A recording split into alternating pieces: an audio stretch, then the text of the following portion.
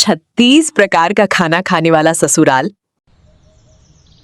सुनीता देवी अपने पति आनंद से शिकायत कर रही हैं। आनंद, मेरे मन्नत को माने हुए अब साल भर होने वाला है, पर आप हो कि मेरी बात सुनते ही नहीं हो। क्या हुआ सुनीता? आप इतना गुस्सा में क्यों हो? गुस्से की बात ही मत कीजिए, आप हमेशा मेरी बात टाल देते हो। अरे भाई, बात क्या है ये तो बताइए। आपने कैसा मन्नत मांगा है कि मुझसे नाराज ही हो गई? आनंद, पिछले 6 माह में कम से कम 4 बार मैं आपसे बता चुकी हूँ कि नागेश्वर वाली काली माता के मंदिर में मैं दर्शन करना मन्नत मांगी हूँ। आप हमेशा मेरी बात भूल जाते हो। मेरी तो कोई कदर ही नहीं है इस घर में। बस इतनी सी बात को लेकर आप मुझ पे इतना ज्यादा नाराज हो गई? अरे भाई चलिए, हम कल ही वहां दर्शन कराते हैं। समय गुजरा और एक दिन बीत गया। आनंद जी और सुनीता अपनी 16 वर्षीय बेटी आंचल से बोलते हैं। आंचल बेटी, मैं और तुम्हारी मम्मी काली माता के दर्शन करने जा रहे हैं। तुम भी हमारे साथ चलना चाहोगी? नहीं पापा, मैं आप दोनों के साथ नहीं जा सकती। अरे अरे, देख रही हो सुनीता, हमारी बेटी तो हमारे साथ जाने से इनकार कर रही है। इसे क्या हो गया है? आजकल ये सबसे कटी कटी भी रहती है। जी, इसमें इसकी गलती नहीं है। असल में इसका एग्जाम अब सर पे है, तो हमारी बिटिया रानी पढ़ाई पे ध्यान दे रही है। आप बात को समझ नहीं रहे हैं। अच्छा, तो अब आपकी बात समझा। खैर, ये बहुत ही अच्छी बात है। मैं इस बात से बहुत खुश हूँ। हाँ पापा, मेरे एग्जाम्स में सिर्फ 2 माह बचे हैं। अगर 2 माह में मन लगा के पढ़ाई कर लेती हूँ तो मेरा इंटर के एग्जाम में अच्छा मार्क्स आ जाएगा। अच्छा मार्क्स आया तो अच्छा नौकरी भी मिल जाएगा। जी, देखा आपने, हमारी बिटिया रानी बहुत ही समझदार हो गई है। हाँ सुनीता, मुझे अब यकीन हो गया। हमारी बेटी बहुत बड़ा अधिकारी बनेगी और हमारे खानदान का नाम रोशन कर देगी। आंचल बेटी, शाम को तुम अपने चाचा के घर चली जाना। हम दोनों कल शाम तक वापस आ जाएंगे। ठीक है मम्मी, अब आप लोग जाइए। सुनीता और आनंद अपनी लग्जरी कार में सवार होकर काली माता के दर्शन करने चले जाते हैं। आंचल अपने मन में सोचती है, मम्मी पापा अभी असलियत नहीं जानते हैं। चाचा जी के मन में उनके प्रति कितना नफरत है, इसीलिए मुझे उनके घर जाने को बोल रहे थे। मैं उनके घर कभी नहीं जाऊंगी। हमेशा मेरे मम्मी पापा की बुराई करते हैं। वो तो मैंने पिछली बार उनकी बातें सुन के असलियत को जान है, वरना मैं भी अनजान बनी रहती। समय का चक्र चलता गया। सुनीता देवी और आनंद शाम को दर्शन करके वापस लौट रहे थे। अचानक उनके कार का बैलेंस बिगड़ जाता है और कार खाई में पलट जाती है। ये खबर आनंद के भाई जितेंद्र को मिलती है। सुना ना, हमने जो फील्डिंग सेट किया था वो कामयाब हो गया। अरे बस हंसते ही रहोगे। ये बताओ कि तुम्हारे भैया और भाभी भगवान को पास गए कि नहीं? सुना ना, मैंने बोला ना तुमसे कि उन दोनों का फील्डिंग सेट कर गया, यानी कि देवी दर्शन करने के बाद उनको अब देव दर्शन भी हो गया। अब आएगा मजा। अकेले उतना धन जो कमाया था आपके भाई ने, हम एक छत्र राज करेंगे उस पे। सुना ना, उनकी एक मनहूस बेटी है, हमें उसको भी ठिकाने लगाना होगा। अभी आप ऐसा कुछ मत करना। अरे उसका उपाय मेरे पास है, वो खुद घर छोड़ के चली जाएगी। आप अभी के लिए उसके घर जाओ और उसको झूठा दिलासा देके भरोसा दिलाओ कि उसके माता पिता के स्थान पे हम दोनों हैं। जितेंद्र वहां से चला जाता है। कुछ समय बाद वो आंचल के पास चला जाता है। आंचल बैठक में बैठी होती है। जितेंद्र उदास मन से बोलता है, आंचल बेटी, तुम्हारी मम्मी और पापा काली दर्शन करके लौट रहे थे। रास्ते में उनकी गाड़ी खाई में पलट गई। अपने चाचा की बात सुन के आंचल की पांव तले जमीन खिसक गया। आंचल घबराते हुए बोलती है, चाचा जी, मम्मी पापा तो ठीक है ना? उनको कुछ नहीं हुआ ना? जितेंद्र रुआंसी चेहरा बनाते हुए बोला। बेटी, वो दोनों अब अतीत बन चुके हैं। भगवान ने उन्हें अपने पास बुला लिया है। आंचल इतना सुनते ही सन्न रह जाती है। उसकी आंख से आंसू टपकने लगते हैं। बेटी, शायद भगवान की यही मर्जी थी। लेकिन तुम चिंता मत करो, मेरे रहते तुम्हें बाप की कमी महसूस नहीं होगी। अब रोने धोने से क्या ही होने वाला है। जिसको जाना है वो तो चला गया ना। चाचा जी, मैं अपने मम्मी पापा के बिना इस दुनिया में एक पल भी नहीं रह सकती।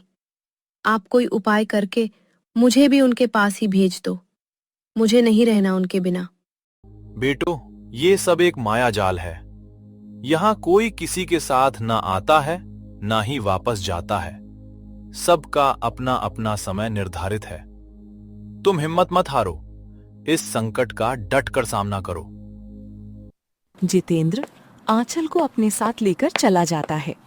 समय का सुई चला और 2 माह का समय गुजर गया। जितेंद्र, आपके भैया भाभी को गए हुए 2 माह का समय गुजर गया। अब कितना दिन महारानी को आराम देना है? दिन भर कमरे में सोती रहती हैं, घर का एक काम छू के नहीं करती। कब तक ऐसे चलता रहेगा? सुनैना, बस कुछ दिन की बात है। अरे, हमने जायदाद के कागजात तैयार कर लिए हैं। बस अब उस पे सिग्नेचर करवा लेना है। इसके बाद सारे संपत्ति के मालिक हम बन जाएंगे। अच्छा ठीक है, पर हम इस आंचल की बच्ची के साथ क्या करेंगे? ये हमारे घर से कब जाएगी? मुझे तो वो कानी आंख नहीं भाती। अगर वो इस घर में रहती है तो बस आपके वजह से, वरना मैं उसे एक दिन अपने घर में ना रहने दूं। अरे सुनैना देवी, इतना घबराना अच्छी बात नहीं है। पहले तो आप करोड़ों का उसका संपत्ति हड़पने का प्लान बना रही हो, ऊपर से उसे अपने घर में नहीं रखना चाहती हो। ऐसा तो नहीं चलेगा ना। कुछ न कुछ समझौता तो करना पड़ेगा ना। हाँ हाँ, आप कराओ समझौता। मुझे नहीं करना किसी से कोई समझौता उमझौता। हाँ नहीं तो सीधी बात बता रही हूँ। तुम सच में पागल स्त्री हो। अरे मूर्ख, जब तक उसका धन हमारे पास नहीं आ जाता तब तक उसका सेवा करती रहो। जिस दिन उसका धन हमारे पास आ जाए उस दिन से तुम उसे नौकरानी बना लेना। अगर वो नौकरानी बनने से इनकार करेगी तो हम घर से निकाल देंगे। अच्छा, तो ऐसा प्लान बना है? अरे आपको पहले ही ना बताना चाहिए। मैं बेवजह गुस्से में क्या कुछ बोल गई। वैसे आपका प्लान मस्त है। चलो तब इसी बात पे मेरे लिए सूजी का हलवा बना दो। आज मेरा मन मीठा खाने का कर रहा है। हाँ ठीक है, मैं अभी बना के ला देती हूँ। आप डाइनिंग हॉल में बैठ के इंतजार करिए। सुनैना वहां से किचन की तरफ चली जाती है। सुनैना किचन में हलवा बना रही है। बस एक बार सारा प्रॉपर्टी हमें मिल जाए, इसके बाद मैं इस अभागन लड़की को उसका असली औकात दिखाती हूँ। हाँ नहीं तो वैसे मेरे पति को भी मानना पड़ेगा, उनका दिमाग लोमड़ी से भी चतुर है। बताओ मैं क्या क्या सोच रही थी और असल में क्या क्या निकला। खैर जो भी हो, आगे मजा तो आने वाला है। सुनैना डाइनिंग हॉल में खड़ी हैं। जितेंद्र, आंचल और चुलबुली हलवा खा रहे हैं। मम्मी, हलवा बड़ा ही मस्त बना है। ऐसा लग रहा है जैसे हम हलवा नहीं रस मलाई खा रहे हैं। बेटी, ये तो बस हलवा है। कभी अपने माँ के हाथ का पनीर खाना। अरे इतना बेस्ट पनीर बनाती है तुम्हारी मम्मी कि सब उंगली चाटते रह जाएंगे। तो चाचा, आज पनीर ही बन जाए। देखते हैं चाची सच में अच्छा पनीर बनाती है कि बस आप ऐसे ही बोल रहे हो। बेटी, तुम सुनैना को चैलेंज कर रही हो। चलो तो आज पनीर बन ही जाता है। क्यों सुनैना, मैं सही बोल रहा हूं ना? अरे नहीं नहीं, आज पनीर नहीं बन सकता। क्या है कि मेरा मूड नहीं है ना। आज मेरा मन कैसा तो भारी जैसा है। आज नहीं, किसी और दिन बन जाएगा। आंचल का मन पनीर का नाम सुन के बहुत ज्यादा ही खुश हो गया था। आंचल जिद करते हुए बोली, नहीं नहीं चाचा, मुझे आज ही पनीर खाना है। प्लीज चाचा, आप चाची से कह के बनवा दो। अरे हाँ हाँ बेटा, जब तेरा मन पनीर खाने का है तो आज पनीर बन ही जाएगा। जितेंद्र की बात सुन के सुनैना अंदर ही अंदर आग बबूला हो गई। उनके चेहरे पे गुस्सा साफ झलक रहा था। चाचा, मुझे लगता है चाची गुस्सा हो गई। छोड़िए चाचा, आज पनीर का प्लान कैंसिल करते हैं। हम किसी और दिन पनीर खा लेंगे। अरे नहीं नहीं बेटा, ऐसा कुछ नहीं है। तुम्हारी चाची नाराज क्यों होंगी? अरे ये तो तुम ही अपनी बेटी चुलबुल से भी अधिक प्रेम करती है। क्यों सुनैना, मैंने सही कहा ना? एक बार इसका जायदाद हमें मिल जाए, इसके बाद बताती हूँ कि मैं कितना प्रेम करती हूँ। अक्ल ठिकाने नहीं ला दिया ना तो मेरा नाम भी सुनैना नहीं। हाँ नहीं तो। अरे सुनैना, तुम जवाब क्यों नहीं दे रही? मैंने तुमसे पूछा है कि तुम चुलबुल से अधिक प्रेम आंचल को करती हो ना? अरे हाँ हाँ, आंचल मेरी अपनी बेटी से बढ़ के है। मैं इसे बहुत प्रेम करती हूँ। सुनैना, तो अब देर मत करो। अपनी प्यारी बेटी के लिए मलाई मार के पनीर बना लाओ। और हाँ, उसमें पनीर चिल्ली का मसाला डाल देना। पनीर चिल्ली डालने से पनीर का स्वाद अमृत के जैसा ही बन जाता है। सुनैना मचकते हुए किचन की तरफ चली जाती हैं। सुनैना किचन में जाकर पनीर बनाने लगती है। ये आंचल की बच्ची नौटंकी तो ऐसे कर रही है जैसे इसके माँ बाप रोज इसके लिए मनभोग बनवाते थे। अरे मम्मी पापा को 2 रोटी नसीब होना मुश्किल था। बेटी यहाँ मेरे घर में राजकुमारी बन रही हैं। बन लो राजकुमारी। कुछ दिन के बाद तो नौकरानी बनना ही पड़ेगा। कुछ देर बाद जितेंद्र किचन में आ जाता है। अरे सुनैना, तुम बात को समझती नहीं हो और बिना मतलब के गुस्सा हो जाती हो। अरे कभी कभी माहौल को समझना चाहिए। चलिए चलिए, मुझे मत समझाइए। आपके माहौल को समझते समझते मैं नौकरानी बन के रह गई हूँ। पता नहीं अभी कितना दिन झेलना है उस मनहूस लड़की की फरमाइशों को। अरे भाग्यवान, बस चंद दिन और। कल जमीन का पेपर मिल जाएगा। परसों से तुम उसे उसका औकात बता देना। बस आज और कल 2 दिन उसके फरमाइश को झेलना है। इसके बाद जीवन भर राज करना है। इसी उम्मीद पे मैं मेहनत कर रही हूँ। वैसे आप भी थोड़ा कम बोला कीजिए। ये पनीर बनाने का आइडिया आपका ही था, वरना उसे कहाँ पनीर के विषय में पता था। भाग्यवान, उसे खुश भी तो करना है। हम पहले उसे भरोसा दिलाना चाहते हैं कि सच में हम उससे प्रेम करते हैं, उसे अपनी बेटी की तरह मानते हैं। जब उसे एक बार भरोसा हो जाएगा, हम बड़े ही आसानी से उसके जायदाद को अपना बना लेंगे। ठीक है, अब आप जाओ, डाइनिंग हॉल में बैठ के बातें करो। मैं कुछ देर में गर्मा गर्म पूड़ी पनीर बना के लाती हूँ। जितेंद्र डाइनिंग हॉल की तरफ चला जाता है। कुछ देर का समय गुजरता है। सुनैना डाइनिंग हॉल में खड़ी है। सभी लोग डाइनिंग टेबल पे पनीर पूरी खा रहे हैं। आंचल बेटी, पनीर और पूड़ी का स्वाद कैसा लग रहा है? चाचा, बहुत ही मस्त लग रहा है। पनीर चिल्ली डालने से पनीर का स्वाद सच में अमृत जैसा लग रहा है। बेटा, हम इसी तरह से रोज रोज तुम्हारे पुन पसंद का खाना बनाया करेंगे। क्यों सुनैना, मैं सच बोल रहा हूं ना? अरे हाँ हाँ, आप एकदम सच बोल रहे हैं। आंचल जो खाना चाहेगी अब से इस घर में वही खाना बनेगा। मैं अपने चाचा और चाची को हमेशा गलत समझती थी। मुझे लगता था कि ये दोनों मेरे मम्मी पापा से जलते हैं, पर इनके दिल में ऐसा कुछ भी नहीं है। मैं बिल्कुल ही गलत थी।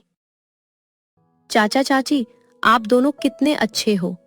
मेरे मम्मी पापा के जाने के बाद आप दोनों ने कभी ये महसूस नहीं होने दिया कि मैं अनाथ लड़की हूँ। मुझे हमेशा प्यार दिए। सच में आप दोनों मेरे लिए देवता हो।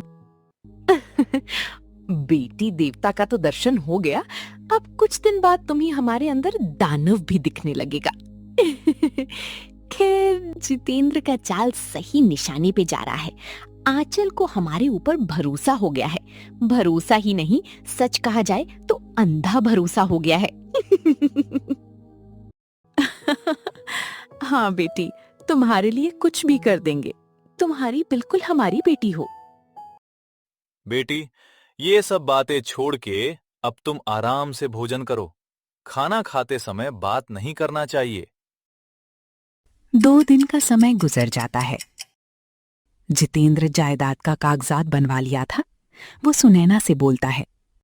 सुनैना, अब समय आ गया है अपने प्लान को सफल बनाने का। तुम कोई उपाय लगाकर इस कागजात पे सिग्नेचर करा लो। उसके बाद सारा संपत्ति हमारा हो जाएगा। अजी, आप तनिक भी चिंता मत कीजिए। मैं आज गाजर का हलवा बना देती हूँ। इसके बाद आंचल को खिलाकर इस कागजात पे सिग्नेचर करवा लेती हूँ। गाजर का हलवा खाने से आंचल खुश हो जाएगी? मुझे तो नहीं लगता ऐसा संभव है। अरे, ऐसे कैसे संभव नहीं है? बस आप देखते जाइए। मेरा लगाया निशाना नहीं चुकता, ठीक है ना? ठीक है, तो आप निशाना लगा ही दीजिए। हम भी देखते हैं आपका निशाना कितना पक्का है। सुनैना किचन में गाजर का हलवा बना रही है। काजू, किशमिश, बादाम और बादाम पाक, ये सब तो हलवा में डाल दिया है। अब बस थोड़ा सा हल्की आंच पे इसको कुछ देर पका देना है। इसके बाद हलवे का स्वाद लाजवाब लगेगा। कुछ देर बाद सुनैना आंचल के कमरे चली जाती है। अरे वाह, मेरा फेवरेट हलवा बना है आज। चाची, जल्दी लाइए हलवा। मेरे तो मुंह में पानी आ गया। हलवे की सुगंध जब इतनी अच्छा है तो हलवा कितना स्वादिष्ट होगा। आंचल बिना देरी किए हलवा खाने लगती है। सच में चाची, हलवा बना ही स्वादिष्ट बना है। इससे पहले मैंने ऐसा हलवा नहीं खाया था। बेटी, ये स्पेशल तुम्हारे लिए ही बना था। मैंने बड़े ही प्यार से बनाया है। लव यू चाची, आप मुझसे कितना प्यार करती हो। बेटी, अब तेरा हलवा खाना हो गया हो तो इस पेपर पे साइन कर दो। तुम्हारे चाचा इसका इंतजार कर रहे हैं। कैसा पेपर है चाची? इसमें मेरे साइन की क्या जरूरत? बेटी, वो तुम्हारे पापा का कोई कागजात है। इसमें कुछ पैसे अटके हैं। तुम अगर साइन कर दोगी तो वो पैसा तुम्हारी चाचा को मिल जाएगा। बेटी, तू तो जानती है हमारी आर्थिक हालत थोड़ी बुरी चल रही है। ऊपर से घर का खर्च, पढ़ाई लिखाई, अब सब कुछ तुम्हारे चाचा को ही संभालना है। तो ऐसे में इस पैसे से थोड़ी मदद मिल जाएगी। अच्छा, ऐसा बात है। तो लाओ चाची, पेपर दो, मैं अभी साइन कर देती हूँ। आंचल की बात सुन के सुनैना की खुशी का ठिकाना ही नहीं था। उसका बस अगर चलता तो वो खुशी से नाचने लगती। आंचल पेपर पे साइन करके सुनैना को थमा देती है। चाची, अब आप यहाँ खड़ी क्यों हो? जाओ, जल्दी से इस पेपर को चाचा को दे दो। उन्हें देर हो रहा था ना। हाँ बेटी, मैं अभी उन्हें दे आती हूँ। सुनैना खुशी से झूमते हुए वहां से चली जाती है। कुछ देर बाद दोनों पति पत्नी अपने कमरे में होते हैं। सुनैना, मैं जिस काम को भारी समझता था, तुम्हारे लिए तो वो चुटकी का खेल था। जितेंद्र, मेरे लिए कोई काम चुटकी का खेल ही है। अब ये सब छोड़ के आप ये बताओ कि अब हमें आगे क्या करना है? आगे करना क्या है? अरे, उस आंचल की बच्ची को कल से उसका असली औकात दिखा देना। कल सुबह से घर की नौकरानी बना देना। हाँ तो ठीक है, वो अभागन आज रात में चैन की नींद सो ले। कल सुबह से उसका नया जीवन शुरू होगा, रानी से नौकरानी बनने वाला। समय का चक्र चलता गया और एक दिन का समय गुजर गया। सुबह सुबह सुनैना आंचल के कमरे में जाती है। आंचल, इतना देर तक क्यों सोई हो? चलो किचन में जाओ और हम सबके लिए नाश्ता बना के लाओ। आंचल अपनी चाची की बात सुन के चौंक जाती है। अरे, चाची को क्या हो गया? कल तो मुझसे प्यार करने का दिखावा कर रही थी, आज अचानक से हाव भाव ही बदल गया। अच्छा, अब याद आया, ये उस पेपर पे साइन करने के कारण तो नहीं हुआ। चाची, आज अचानक क्या हो गया? इतने दिन से आप कुछ नहीं बोली, आज अचानक से नाश्ता बनाने को बोल रही है। आंचल, असल में तुम हमारे प्लान को समझ नहीं सकी। अरे, समझोगी भी कहां से? तुम अपने माँ बाप की तरह बेवकूफ जो हो। दरअसल तुम्हारे मम्मी पापा का जो जायदाद था ना, उसका मालिक अब हम हो गए हैं। उसमें तुम्हारा कोई अधिकार नहीं है। कल तुमसे एक पेपर पे साइन किया था, याद है ना? चाची, अच्छी तरह से याद है। हाँ तो बिटिया, अब तेरा जितना भी धन दौलत था वो हमारा हो गया है। हमने तुम्हें भरोसा दिला के सब कुछ ले लिया है। अब तुम्हें इस घर में अगर रहना है तो घर के सारे काम करने पड़ेंगे। मुफ्त में कुछ भी नहीं मिलेगा। पर चाची, अगले महीने मेरा पेपर है। आप मुझे 1 महीने का समय दे दीजिए। पेपर देने के बाद मैं घर का सारा काम कर दिया करूंगी। वैसे भी मुझे घर का काम करने में कोई दिक्कत नहीं है, मैं पहले से करती आ रही हूँ।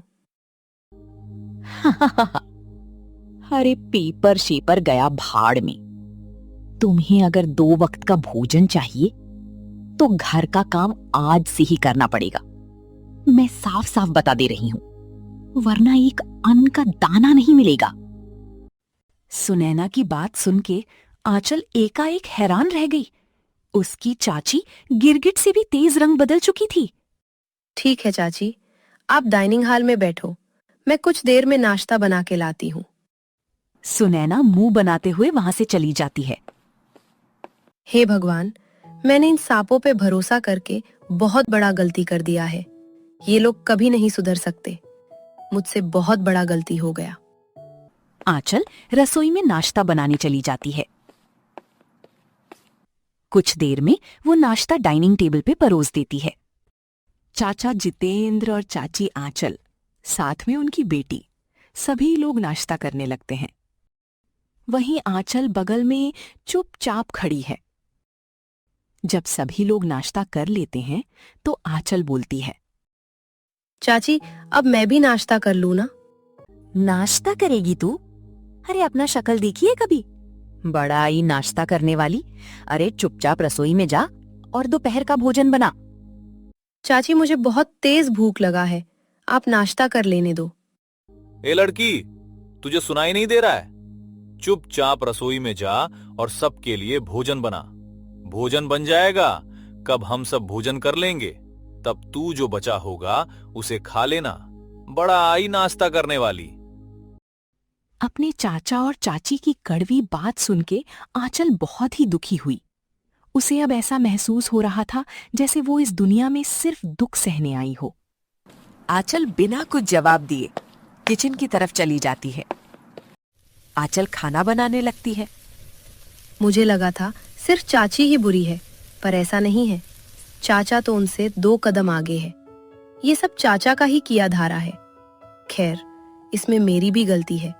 मैंने जानबूझ के अपना ये हाल किया है, वरना मेरे पास किसी चीज की कमी नहीं थी। अपने घर में आराम से रहती। थोड़ी देर बीतने के बाद सुनैना डाइनिंग हॉल से आवाज देती है, अरे ओ मनहूस की अभागिन बेटी, तेरा दिन भर खाना ही बनता रहेगा। हम आधे घंटे से यहाँ बैठे हैं, जल्दी से खाना बनाकर ला, वरना अच्छा नहीं होगा। आंचल अपनी चाची की बात सुन के एकदम से घबरा जाती है। बस चाची, 5 मिनट और, खाना बन गया है, मैं थाली में सजा कर ला रही हूँ। आंचल बिना देरी किए डाइनिंग टेबल पे सबके लिए खाना परोस देती है। सुनैना, सब्जी में कुछ ज्यादा ही नमक है क्या, या फिर मुझे ही ऐसा लग रहा है? अजय, आपको ऐसा नहीं लग रहा है? सच में सब्जी में ज्यादा नमक है। मुझे तो लगता है ये दुष्ट लड़की जानबूझकर नमक ज्यादा डाली है ताकि हम लोग अच्छे से खाना न खा सके। अच्छा, ऐसा भी बात है क्या? तो उसका भी मेरे पास उपाय है। इसको आज सिर्फ 1 रोटी खाने को मिलेगा। अगर कल फिर से खाना में कुछ गड़बड़ी करेगी तो इसका 1 दिन का भोजन बंद कर देना। फिर देखना, अपने आप ये अच्छा खाना बनाने लगेगी। अपनी चाचा और चाची की बात सुन के आंचल सिसकते हुए बोली, नहीं चाचा जी, आप ऐसा मत कीजिए, मेरा खाना मत रोकिए। मैं खाने के बिना नहीं रह सकती। मैं आपसे हाथ जोड़ती हूँ। अरे हाथ जोड़ो या पैर जोड़ो, हमें उससे कोई लेना देना नहीं है। अगर तुम सही खाना नहीं बनाओगी तो भोजन नहीं मिलेगा, बात समझ लो। अब हमारा मुंह क्या देख रही है? 2 रोटी उठा और यहाँ से चली जा। आज से तू राशन वाले कमरे में रहेगी। रोटी खा के अपना सामान उसी में शिफ्ट कर लेना। आंचल बिना कोई जवाब दिए उदास चेहरा बनाए चली जाती है। कुछ देर बाद आंचल अपना सारा सामान बांध राशन वाले कमरे में शिफ्ट हो जाती है। उस कमरे में ना कोई लाइट था, ना ही कोई पंखा था। ऊपर से उसमें कोई खिड़की भी नहीं थी। इस कमरे का हाल तो एकदम बुरा है। इसमें कहीं से भी हवा नहीं आ सकता। इसमें रहना बहुत ही मुश्किल है। भगवान, ऐसा बुरा दिन किसी को न दिखाए। अपने ही घर में मुझे इतना दुख सहना पड़ रहा है। मम्मी पापा, आप दोनों मुझे भी अपने पास बुला लो। यहाँ रहना अब बहुत मुश्किल हो गया है। आंचल जैसे तैसे उस कमरे में ही सो जाती है। कारण था कि काम करते करते वो थक चुकी थी, तो नींद आने में देर नहीं लगा। समय का चक्र चलता गया और एक दिन का समय गुजर गया। अगले दिन आंचल बरामदे में पोछा लगा रही है। तभी चुलबुली चप्पल पहनी घर में आ जाती है। आंचल का लगाया हुआ पोछा खराब हो चुका था। पूरे बरामदे में चप्पलों के निशान बन चुके थे। अरे बहन, तू अपना चप्पल बाहर क्यों नहीं उतार के आई? देखो, सारा पोछा खराब हो गया। अब मुझे फिर से पोछा लगाना पड़ेगा। ओहो छोटी बहन। उधर कमरे के अंदर से जितेंद्र और सुनैना सारों बातें सुन रहे थे। अजी, मुझे लगता है आंचल कुछ बोल रही है। चलिए हम बाहर चलकर देखते हैं। मुझे लगता है वो हमारी बेटी को डांट लगा रही है। चलो हम उसे सबक सिखाते हैं। जितेंद्र और सुनैना बरामदे में चले आते हैं। ए लड़की, तुम चुलबुली को क्यों डांट लगा रही हो? तुम्हारी इतनी हिम्मत हो गई है कि हमारी बच्ची को डांट लगा रही हो? चाची, इसको मैं डांट नहीं लगा रही, बल्कि प्यार से समझा रही हूँ। दरअसल ये चप्पल पहले पोछे लगाए हुए जमीन पे चली आई। अरे तो क्या हो गया? इसमें इसने कोई गलती नहीं किया है। ये रोज चप्पल पहन के आएगी जाएगी और तुम पोछा लगाओगी। तुम्हारा काम ही है पोछा लगाना। जी चाची, मुझसे गलती हो गई, माफ कर दीजिए। चाची से माफी मांगने से काम नहीं चलेगा।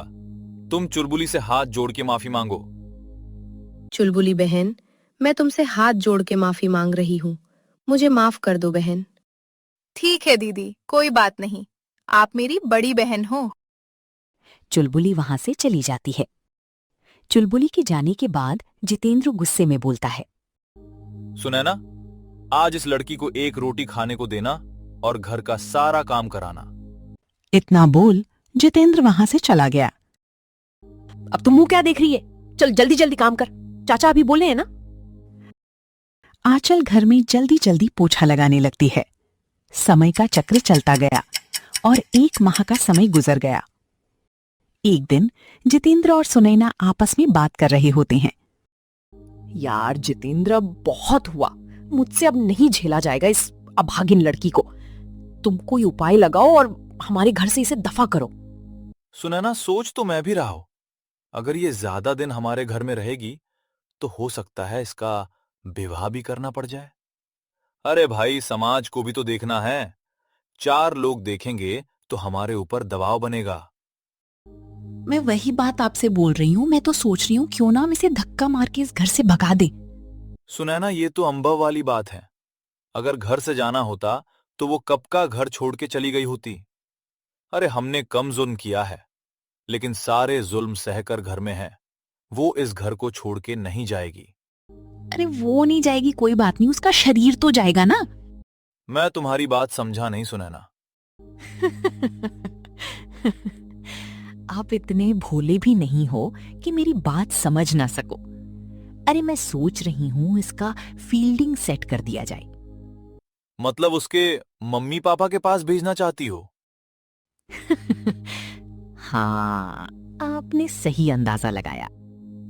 दूसरी तरफ आंचल राशन वाले कमरे से अपनी चाचा और चाची की बात ध्यान से सुन रही थी। हे भगवान, मेरे चाचा और चाची इतने बुरे हैं, मैंने तो सपने में भी नहीं सोचा था। अब इस घर में रहना खतरे से खाली नहीं है। मुझे अगर आने वाला कल देखना है तो आज रात में ही इस घर को छोड़ना होगा, वरना कल का सूरज मेरे आंख से गायब हो जाएगा। धीरे धीरे समय का चक्र चलता गया और आधी रात का समय हो जाता है। आंचल बिना देरी किए अपने घर से चली जाती है। वो तेजी के साथ भागे चली जा रही थी। अचानक से उसके सामने एक गाड़ी आकर रुक जाती है। गाड़ी के अंदर से 3 लोग बाहर आते हैं। दरअसल वो आंचल के पिता के दोस्त थे। उनका नाम सतीन्द्रनाथ था। उनके साथ में उनकी पत्नी वीणा देवी और बेटा मयंक भी था।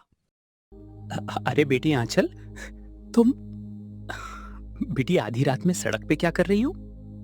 सतेंद्र अंकल को देखकर आंचल की जान में जान आई। अंकल, समय और मेरे हालात ने आज मुझे सड़क पे लाकर खड़ा कर दिया है।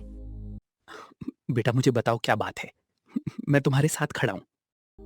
जी, आप भी कैसी बात करते हैं? ये कोई जगह है बात करने का? देख रहे हैं आंचल कितनी परेशान दिख रही है। पहले आप उसे घर ले चलो, घर में आराम से बैठ के बात किया जाएगा। सतेंद्र जी आंचल को अपनी गाड़ी में बैठा घर के लिए चले गए। कुछ देर बाद वो सभी अपने घर पधार गए। आंचल बेटी, अब तुम्हें घबराने की कोई जरूरत नहीं है। तुम अब बिल्कुल ही सेफ हो। अब किसी तरह का कोई खतरा नहीं है। बताओ बेटी, क्या बात हुआ है? आंचल सतेंद्र अंकल को सारी बात बता देती है। हे भगवान, तुम्हारी चाचा इतने बुरे इंसान है, देखने से कभी नहीं लगा। हे राम, भगवान बचाए वैसे लोगों से। अंकल, चाचा ही नहीं, मेरी चाची भी उनके जैसी ही है। दोनों की जोड़ी एकदम परफेक्ट है। वो किसी के जीवन में तबाही मचा सकते हैं। बेटी, मुझे तुम्हारे माता पिता के विषय में जब पता चला तो मुझे गहरा दुख हुआ। मैं भागे भागे तुम्हारे घर गया, तुम्हें अपने घर लाने के लिए। क्या है कि मैंने तुम्हारे पापा को वचन दिया था कि मैं जब भी अपने बेटे का विवाह करूंगा तो सिर्फ तुम्हारे साथ ही करूंगा। जब मैं तुम्हारे घर गया तो जितेंद्र मिला। वो मुझसे बोला कि तुम भी उनके साथ ही चली गई। अब सभी लोग भगवान के पास हैं। मैं दुखी होके वहां से चला आया। सतेंद्र अंकल की बात सुन के आंचल हैरान रह जाती है। अंकल, मुझे सब कुछ पता है। मेरे चाचा धन के लोभ में अंधे हो चुके हैं। उनके लिए रिश्ते नाते कोई मायने नहीं रखते। आंचल बेटा, जब तेरे साथ इतना अन्याय हो रहा था तो तू हमारे घर क्यों नहीं आई? अरे तू अपने पापा के साथ कितनी बार यहाँ घूमने आई है। ऊपर से तू मयंक की दोस्त भी है। तुम दोनों बचपन से एक साथ हो। आंटी, मुझे कुछ याद ही नहीं था। मम्मी पापा के जाने के बाद मेरा मानसिक हालत बिगड़ चुका था। ऊपर से चाचा चाची तो पूरा डिस्टर्ब ही कर दिए थे। अरे बीना देवी जी, अब बस सवाल जवाब ही करती रहेंगी। जाइए जल्दी से बिटिया को कुछ खाने को लाइए। बेचारी कितने दिन से आधी पेट खाकर गुजारा की है। बीना देवी बिना देर किए आंचल के लिए खाना लाकर परोस दी। आंचल खाना खाने लगी। आज बहुत दिन बाद उसे भर पेट खाना मिल रहा था। खाना खाने के बाद आंचल के मन को शांति मिला। आंचल बेटा, तू अब चिंता मत कर। मैं बहुत जल्द तेरे और मयंक का विवाह कर दूंगी। इसके बाद तुम दोनों शांति से अपना जीवन गुजारना। बेटा, हम तुम्हें कुछ भी नहीं होने देंगे। अब तुम्हें चिंता नहीं करना है। हम सब तुम्हारे साथ हैं। और हाँ, तुम्हारे चाचा चाची अब बच नहीं सकते हैं। उनके अपराध का सजा होने बहुत जल्द मिलने वाला है। भाई अब बहुत बात हुआ। आंचल बिटिया थक गई होगी। बीना देवी, आप इसे अपने साथ कमरे में ले जाइए और अपने बिस्तर पे सुला दीजिए। इसको आराम की जरूरत है। बीना देवी आंचल को अपने कमरे में लेकर चली जाती है। समय का चक्र चलता गया। एक दिन का समय गुजर गया। मयंक और आंचल का विवाह हो जाता है। मम्मी जी, आज मेरा रसोई का पहला दिन है। आप लोग बताइए, क्या खाना पसंद करेंगे? वैसे तो बेटा कुछ खास खाना नहीं बनेगा। हाँ, तुम ऐसा करो कि 36 प्रकार का भोजन बना दो। क्या है कि तुम्हारा रसोई का पहला दिन है ना, तो थोड़ा यादगार बनाना जरूरी है ना। सतेंद्र जी की बात सुन के आंचल अपने मन में सोचती है, हे भगवान, 36 प्रकार का भोजन मैं अकेले कैसी बनाऊंगी? ये तो वही बात हो गया कि आसमान से टपके खजूर पे अटके। चाचा चाची के घर 2 किस्म का ही खाना बनता था। यहाँ तो 36 प्रकार का बन रहा है। आंचल वहां से किचन की तरफ चली जाती है। आंचल सबसे पहले सब्जी बनाने लगती है। मैं सबसे पहले 10 प्रकार का सब्जी बना लेती है। इसके बाद आगे क्या बनाना है उसके विषय में सोचूंगी। कुछ देर बाद मयंक और उसके माता पिता किचन में आकर अपनी अपनी पसंद का व्यंजन बनाने लगते हैं। आंचल उन सभी को किचन में देखकर हैरान रह जाती है। मम्मी जी, पापा जी, आप सब किचन में क्यों चले आए? अरे मैं खाना बना रही हूँ ना। आप सब डाइनिंग हॉल में आराम कीजिए, मैं कुछ देर में खाना बना के ला देती है। नहीं बेटी, हमारे यहाँ ऐसे ही होता है। हम सब एक साथ मिलकर खाना बनाते हैं। तुम चिंता मत करो, अपना काम करो। नहीं नहीं पापा जी, आप लोग ऐसा मत कीजिए। अरे मेरे रहते आप सबको किचन में काम करना पड़े, मैं ऐसा कभी नहीं होने दूंगी। हाँ नहीं तो। आंचल, हमारे घर का ये नियम है। यहाँ किचन में मर्द औरत सब काम करते हैं। तुम अपना काम करो, हमें अपना करने दो। देखते ही देखते कुछ ही देर में 36 प्रकार का खाना बनके तैयार हो जाता है। सभी लोग डाइनिंग टेबल पे एक साथ बैठकर खाना खाते हैं। आंचल अपने ससुराल वालों से बहुत ही खुश थी। आज न जाने कितने दिन के बाद उसको सुकून का रोटी मिला था। दूसरे तरफ जितेंद्र और सुनैना राजा और रानी की जिंदगी जी रहे थे। अजी, उस अभागन का कुछ पता चला? मुझे तो लगता है किसी लड़के के प्यार में पड़ के वो घर से चली गई। अरे छोड़ो ना सुनैना, हमें उससे क्या लेना देना है। अरे वो लड़के के साथ जाए या घोड़े के साथ, हमें उसके धन से मतलब था, जो कि बड़े ही आसानी से मिल गया। बस हमें अब राज करना है। नहीं जी, मुझे उस बात की चिंता नहीं है। चिंता तो इस बात की है कि कल को वो वापस आकर अपना धन संपत्ति वापस न मांग ले। उसके अंदर इतना हिम्मत नहीं है कि वो कभी हमारे सामने चली आए। तुम बेकार में चिंता कर रही हो। समय का चक्र चलता गया और लगभग 1 माह का समय गुजर गया। मयंक और आंचल अपने साथ एक एक पुलिस लेकर चाचा और चाची के पास चले जाते हैं। पुलिस को देखकर जितेंद्र और सुनैना डर जाते हैं। सुनैना को जिस बात का डर था वो सच होते दिख रहा था। अरे अरे अरे, मेरी प्यारी बिटिया आंचल, तुम्हें पता है तुम्हारे जाने के बाद तुम्हारे चाचा कितने परेशान थे। बेटी तू कहाँ चली गई थी? ओ चाची, अब बंद भी कीजिए। अब आपका ड्रामा नहीं चलने वाला है। आप दोनों अब चक्की पीसने जेल जाने वाले हैं। आपकी असलियत सबको पता चल गया है। अरे बेटी, तू कैसी बात कर रही है? हम यहाँ तुम्हें ढूंढते ढूंढते परेशान हैं और तुम उल्टा कानून पढ़ा रही हो। चाचा, मुझे किसी के मुंह नहीं लगना है। मैं आपको 2 ऑप्शन दे रही हूँ।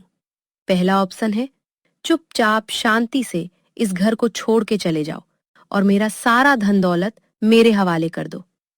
दूसरा ऑप्शन है मेरे धन दौलत के लालच में फंसकर जेल में चक्की पीसने चले जाओ। बताओ क्या पसंद करोगे? जितेंद्र और सुनैना को समझ आ चुका था कि अब उनका दाल नहीं गलने वाला। वो दोनों वहां से बिना देरी किए चले जाते हैं। आंचल को उसका सारा संपत्ति वापस मिल गया था। साथियों, क्या आंचल अपने चाचा चाची को जेल नहीं भेज के सही की या फिर उन्हें जेल भेजना चाहिए था? कमेंट में जरूर बताएं। साथ ही चैनल को सब्सक्राइब जरूर करें। वीडियो को लाइक करना ना भूलें।